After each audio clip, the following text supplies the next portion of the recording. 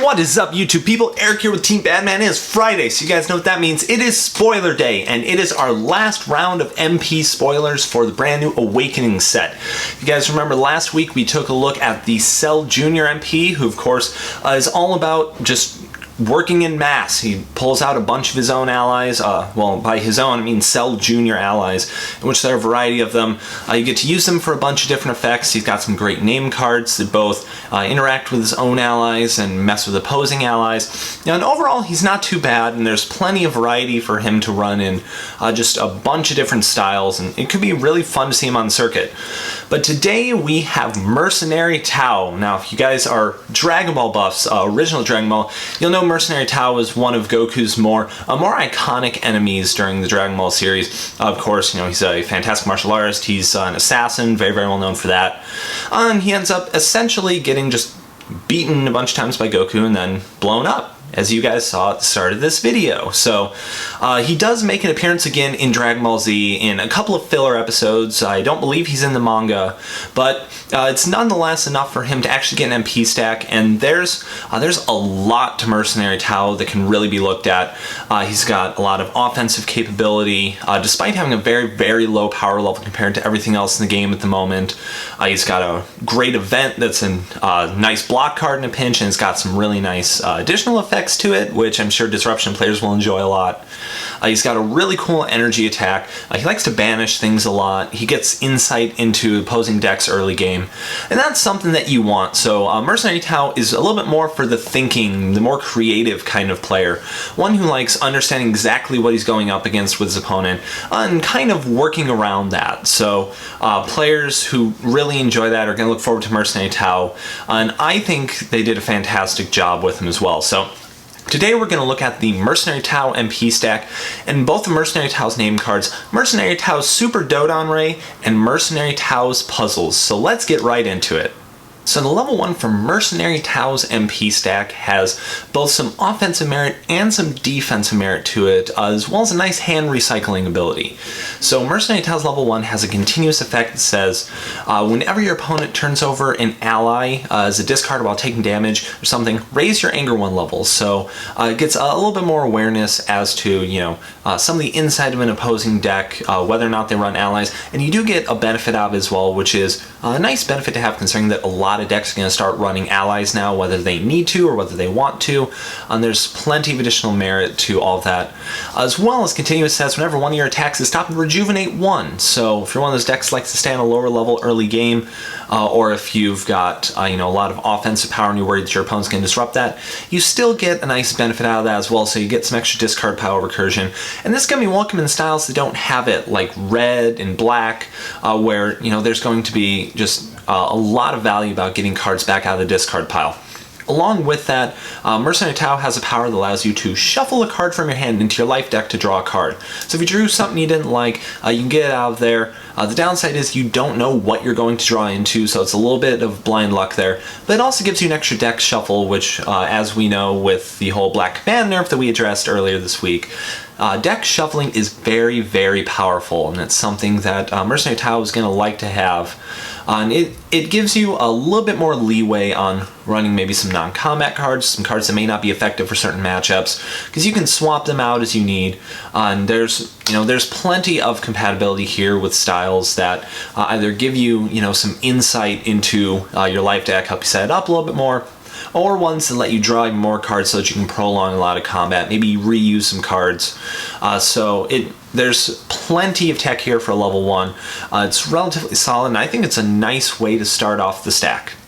While Mercenary Tao's level 1 had some mixed application, Mercenary Tao's level 2 is all about aggression, and there's a lot of benefit here for just constantly playing attacks and dealing out damage.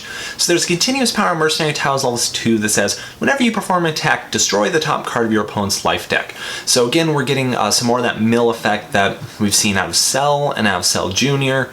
And it continues with the villains here, which is a little bit of a nice recurring theme for the set. I like how they did that there.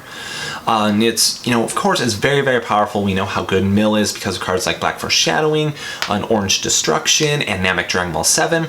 And having that with every single attack makes decks that can continually prolong combat all the more powerful. So decks like Blue Resolute, where you can draw in 2 additional cards and continue throwing attacks, will get a lot of benefit out of this.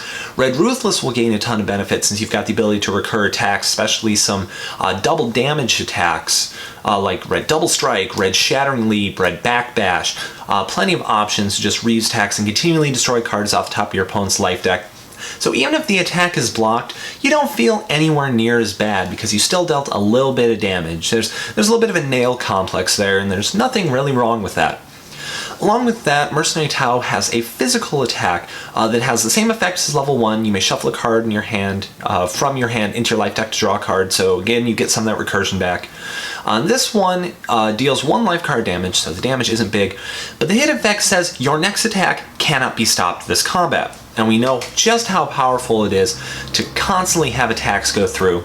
So you have an attack not only guaranteed to deal damage as long as this one hits, but you're also milling off an additional card, which could prove extremely clutch in scenarios where you may have a high damage attack and you're worried about getting wicked off by high endurance cards like Red Sword Stab or Blue Narrow Escape or Black Foreshadowing. It's really easy to see one of those cards come off and your opponent runs into almost no endurance throughout the remainder of the damage they take from the attack. So this is a really, really nice hit effect to have. It stacks up really, really well as an attack, and it's one that I think actually some MPs would kind of be envious of having, the ability to guarantee an attack going through. It's really, really strong, and I think it fits in the whole assassin theme Mercenary Tao really well. You know, hit them and they're kind of stunned, caught off guard, so your next one is for sure going to go through. It's a really cool touch, and it gives Mercenary Tao a lot of aggressive capability in decks that can quickly get up to that level 2. We continue the rock-solid aggression capability with Mercenary Tao's level 3, which has a fantastic continuous effect that says, whenever one of your attacks is stopped, banish the top card of your opponent's life deck. So again, you're guaranteed to do damage no matter what you do. In this case, it's banished, which you may not get unless you're using a card like Red Left Bolt or Villainous Energy Beam or Sinister Choke after you get the whole 7 cards on your opponent's side of the field off, which, you know, that's just absolutely fantastic. And even better than that is the next sentence says, if it's a Dragon Ball that got banished, you may play it. So you're not only screwing them, your opponent in this case, out of being able to use one of their own Dragon Balls, but you're able to utilize its effects immediately without needing to pull it out with some kind of extra tech or having to capture it from your opponent. The downside here, of course, is that instead of the Dragon Ball being banished, it gets into play and it can still remain there. So it's possible, if you don't banish any of the Dragon Balls, for your opponent to still win by Dragon Ball victory if that's their whole thing. But being able to use assets like Namek Dragon Ball 5 or Namek Dragon Ball 7 or Earth Dragon Ball 4 or Earth Dragon Ball 2, there's a lot of application that you can do here, being able to banish off Dragon Balls and just immediately get their effect, especially if you have extra means of damage prevention like the Blue Resolute Mastery provides or like Orange Hiding Drill provides. There's a lot of ways to actually get tons of benefit out of this, and no matter what, you're banishing a card from your opponent's life deck, and we know just how good that is. Not only that, but Mercenary Tao has an immediate power that says your next non-styled attack this combat cannot be stopped. So again, you've got guaranteed shots through with cards like Sinister Choke or Optic Blast or Villainous Energy Beam. Flurry of Blows completely goes through. There's a lot of just raw, powerful application that you can get here out of this card. Being able to guarantee attacks going through, again, it fits with Mercenary Tao's whole assassin thing. It's super, super strong. It's going to add even more value to a lot of those freestyle cards that are in demand now because of MPs like Vegeta and Gohan. And it's going to be even more true when you get some of the other cards that we're waiting on coming out, because we haven't seen a whole lot of other freestyle cards in the set. So there could be some really, really amazing stuff we haven't seen yet. Adding to the list of MPs that can take advantage of that are going to be Mercenary Tao. We end out the Mercenary Tao stack with one of the most aggressive and consistently powerful looking level 4s that we've possibly seen in the game yet. It's just, this level is absolutely insane. There's a continuous power on that says, whenever you perform an attack, banish the top card of your opponent's life deck. Once again, guaranteed damage. Decks that are going to have a bunch of actions to utilize with it are going to be just absolutely, insanely powerful. This combos again very, very well with abilities let you just constantly throw out a bunch of attacks. Allied Blitz gives you the opportunity to do this. Cards that force skips allow you to do this. One of Mercenary Tao's own name cards allows you to do this, which of course we're going to get to a little bit later on here. But along with that, Mercenary Tao essentially has a built-in buffed up stare down for his power. His power says, look at your opponent's hand and select a non-Dragon Ball card in their hand and banish it. So it gets a card out of their hand, it gets it removed from the game. There's a lot of strategy to it, and as opposed to having to draw into stare down or pull it out with visiting the past or something like Blue Terror, you get it every single turn. You get powerful, ridiculously powerful hand disruption every turn. And this is a level 4 that no matter what style you're in, no matter how your deck build is, you're going to get nothing but raw benefit out of this card.